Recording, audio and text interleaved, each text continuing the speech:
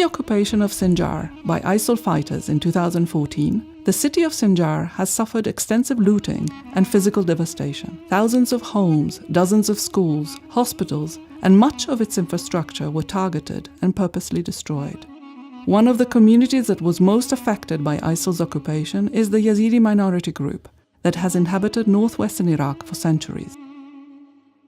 More than 250,000 Yazidis managed to flee from Sinjar district, but many suffered a much worse fate. Thousands of Yazidi men, women and children were kidnapped or killed, with traumatized survivors displaced in camps throughout the Kurdistan region.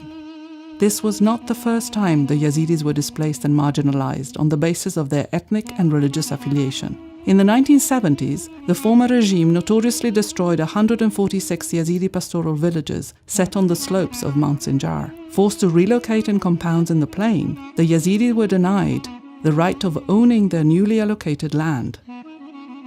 This situation was never properly addressed until today.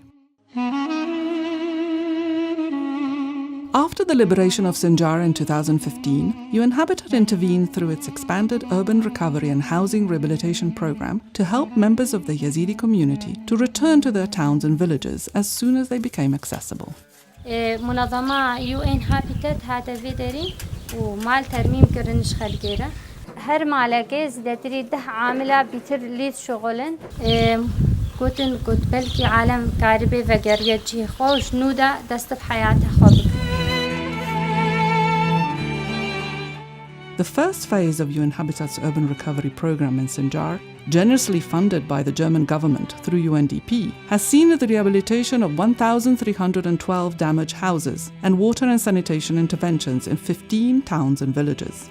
The project has so far benefited over 10,000 Yazidis, also offering opportunities to local citizens to get involved in the renovation process and improve their livelihoods by providing much-needed jobs and construction skills. In Sinjar, UN Habitat piloted for the first time in Iraq the social tenure domain model, an approach that was purposely designed to facilitate the recognition of land rights and claims in areas without an operating official land administration system and where tenure might be informal or disputed. For the first time in over 40 years, members of the Yazidi community received an official recognition of their housing, land and property rights. Providing security of tenure has represented a cornerstone for the rehabilitation project, putting conflict-affected people at the center of their own recovery and reconstruction.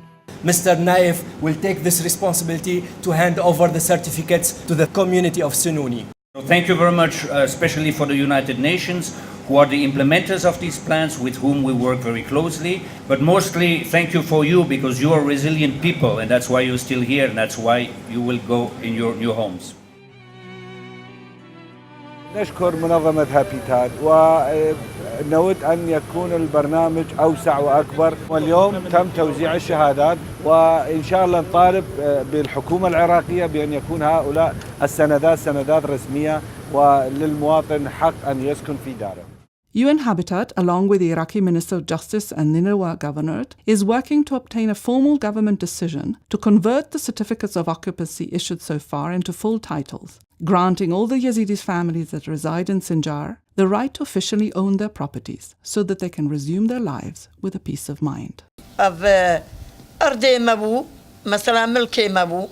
ما أفكر فيجا نرسرنا في ما ونمر نمي أفيتسرنا في ما مرة شيكيرو كتاب داما وقودا ببيش كيسي واو قودا بيل سرنا في واو وكمل كاني إجمرة شي ببي ومدى نمي شيكيرو ما روان قودا رابع في جاري هون أمي فيد كان أو عردد ماين بزبرن أم هر دشنا قلق دشنا قندي ممنونين شوان منظمة شنغاري وممنون هاي كاريا مكي ممنون شوان منظمة المتحدة